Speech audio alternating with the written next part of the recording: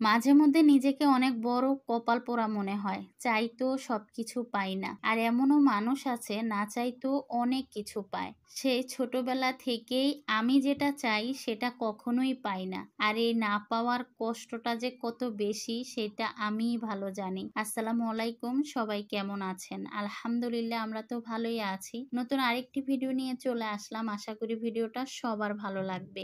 এবারের ঈদে আমরা গ্রামের বাড়িতে যাচ্ছি না, ঢাকায় ঈদ করছি। এই জন্য আজকে আমার ঘরটাকে একদম ঝাড়া মোছা দিয়ে গুছিয়ে ফেলবো। ঈদ তো চলেই এসেছে। তো এটা হচ্ছে শুক্রবারের ভিডিও। আমার দুই ছেলের স্কুল মাদ্রাসাও ছুটি হয়ে গেছে, ঈদের ছুটি দিয়ে দিয়েছে। তো আজকে তো আর ওরকম প্যারা নাই যে বাচ্চাদেরকে নিয়ে স্কুলে যেতে হবে, মাদ্রাসায় যেতে হবে। তো আজকেই ঘরটাকে পরিষ্কার করব। সোফার কাভার গুলো অনেক বেশি ময়লা হয়েছে, খুলে ফেলেছি। আর হচ্ছে জানলার পর্দাগুলো, বিছানার চাদর সবকিছুই ধুয়ে ফেলবো। তো সবকিছু আমি ভিজিয়ে রাখছি, তারপরে চলে যাচ্ছি রান্না করতে। রান্নাটা সকাল সকালই শেষ করে নিব, তাহলে ঘরের কাজ যখন শুরু করব রান্নার ঝামেলাটা থাকবে না। তো আজকে রান্না করব সাগরের মাছ। আর সাগরের এই মাছটা আমার খেতে মন চাইছিল, আমার আম্মাকে বলার পরে সে এনে দিচ্ছে। আপনাদের ভাইয়া তো ওইভাবে সাগরের মাছ চিনেও না, অনেক মাছই সে চিনে না। আর আমাদের বাড়ি যেহেতু বরিশাল, আমরা সাগরের অনেক মাছ চিনিও এবং খাইও। এটা হচ্ছে সাগরের চুলের ডাঁটি বলে আমাদের দেশে, তো অনেকে এটাকে তুলার ডাঁটি বলে এই মাছটাকে। তো এই মাছটা না খেতে অনেক মজা, আর এই মাছটার দামও বেশি। তো এই তো মশলা কষিয়ে ফেলেছি, এখন আমি মাছগুলো দিয়ে খুব ভালোভাবে কষিয়ে নিব। আর আমি এই মাছটাকে কষিয়ে রান্না করি, তাহলেই খেতে অনেক বেশি মজা হয়। এই দিক দিয়ে আমি পেঁপে কেটে নিয়েছি আর মুরগি বের করে নিয়েছি ফ্রিজ থেকে। ফ্রিজে একটুখানি মুরগির মাংস ছিল, সেটাই রান্না করব। মাছ আমার দুই ছেলে ওইভাবে খেতে চায় না, এজন্য ওদের জন্যই মুরগি রান্না করতেছি। মুরগি দিয়ে পেঁপে রান্না করব। আর পেঁপের তরকারি আমার বাসায় খেতে চায় না, কিন্তু মুরগি দিয়ে রান্না করলে আমার দুই ছেলে খায়। লাউ দিয়ে রান্না করলেও মুরগির মাংসটা ওরা পছন্দ করে। তো আমি প্রায় সময় লাউ দিয়ে, পেঁপে দিয়ে মুরগি, গরুর মাংস রান্না করি, আমার কাছেও ভালো লাগে। তো এই তো মাছটা কষানো হয়ে গেছে, আর মাছটা নাড়া দিতে যে তো একটা মাথা আমি ভেঙেও ফেলেছি। মাছটা একদম আলতো হাতে নাড়তে হয়, না হলে কিন্তু মাছগুলো সব ভেঙে যাবে। এই মাছটা একটু নরম টাইপের। তো এই তো মাছটা কষানো হয়ে গেলে ঝোলের পানিটা দিয়ে দিচ্ছি। আর ঝোলের পানিটা আমি একটু বেশি করে দিচ্ছি, আজকের মাছ ভুনাটা একটু ঝোল ঝোল রাখবো। এই দিক দিয়ে আমার এই তো মানি প্লান রেখেছিলাম, মানি প্লানের দুইটা পাতা একদম হলুদ হয়ে গেছে, তো পাতাগুলো ফেলে দিচ্ছিলাম। আর রান্নাঘরের মানি প্লান্ট গুলো না একটু তেল কাজটা হয়ে যায়, খুব ভালোভাবে ধুয়ে নিব গাছটাকে। তো তারপরে তো মাছ ভুনাটা হয়ে গেছে, এখন মাছ ভুনাটা আমি একটা বাটিতে ঢেলে নিচ্ছি।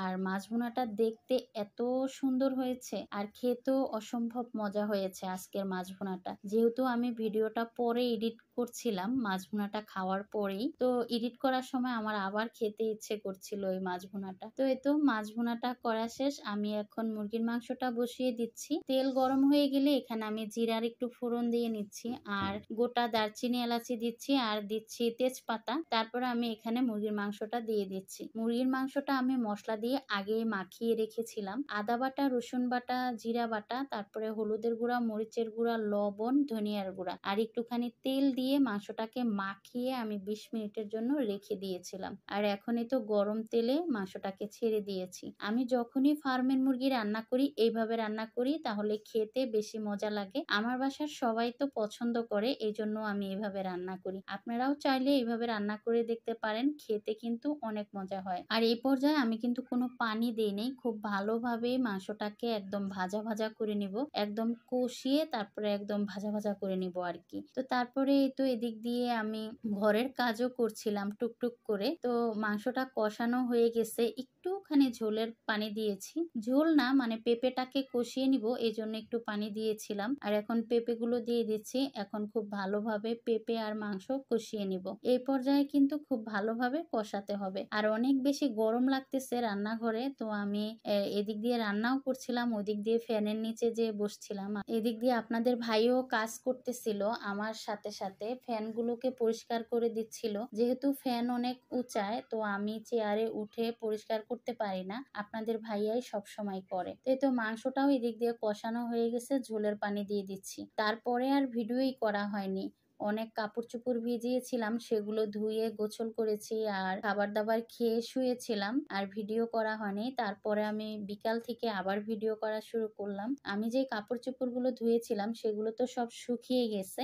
এখন সবগুলো গুছিয়ে নিব। তো সোফার কাভার লাগিয়ে ফেলছি, কুশন কাভার গুলো লাগিয়ে নিচ্ছিলাম। আর আপনারা হয়তো খেয়াল করেছেন আমার মন অনেক বেশি খারাপ, আশেপাশের সব ভাড়াটিয়ারাই চলে যাচ্ছে, ভাবিরা সবাই বাড়িতে চলে যাচ্ছে, গ্রামের বাড়িতে। ভিডিওর শুরুতেই বলেছিলাম সবার কপালে সবকিছু জোটে না, তেমনি আমার কপালেও জোটেনি। ছোটবেলা থেকে বাবার আদরটা সেইভাবে পাইনি। অনেক স্বপ্ন ছিল যে শ্বশুর শাশুড়ি থাকবে, তারা আমাকে অনেক বেশি আদর করবে, কিন্তু পোড়া কপাল আমার কপালে শ্বশুর শাশুড়ির আদরটাও জোটেনি। আমার বিয়ের আগেই তারা মারা গেছে, আল্লাহ তাদেরকে বেহেশত নসিব করুক, তাদের জন্য সব সময় দোয়া করি। তো আমি আমার শ্বশুর শাশুড়িকে দেখিও নি। এই যে কোরবানি ঈদ চলে এসেছে, সবাই বাড়িতে যায় শ্বশুর শাশুড়ির সাথে একসাথে ঈদ করে, কিন্তু আমাদের সেটা করা হয় না। আর কেউ আমাদের জন্য কাঁদে না, ফোন দিয়ে বলে না যে তোমরা আসো। এই বিষয়টা নিয়ে না মাঝে মধ্যে অনেক বেশি মন খারাপ হয়। আমার 2 ছেলেও দাদা দাদির কি আদর পায়নি। তো যাই হোক, এই বিষয়টা নিয়ে আমি কখনোই আপনাদের ভাইয়াকে কিছু বলি না, কারণ আমার থেকেও তার কষ্টটা অনেক বেশি। তো কথা বলতে বলতে আমি কিন্তু ঘরটাকে গুছিয়ে নিচ্ছিলাম, সোফার কাভার গুলো দিয়ে এখন সোফাটাকে গুছিয়ে নিয়েছি। আর দিনের বেলাও পরিষ্কার করেছি, তারপরও ধুলাবালি পড়ে একদম অবস্থা খারাপ হয়েছিল। আমি তারপরও একটু মুছে নিয়েছি, যেহেতু জানলা খোলা থাকে অনেক বেশি গরমের কারণে, এজন্য জানলা দিয়ে অনেক বেশি ধুলাবালি আসে। বিছানার চাদরটা এখন চেঞ্জ করতে চেয়েছিলাম কিন্তু করিনি, ভাবলাম কালকে বিছানার চাদরটা চেঞ্জ করে এটা ধুয়ে ফেলবো আর ধোয়া একটা চাদর বিছিয়ে ফেলবো। তো আজকের ভিডিওটা আমি এখানেই শেষ করছি। এতক্ষণ ধৈর্য ধরে ভিডিওটা দেখার জন্য ধন্যবাদ সবাইকে। আসসালামু আলাইকুম, আল্লাহ হাফেজ।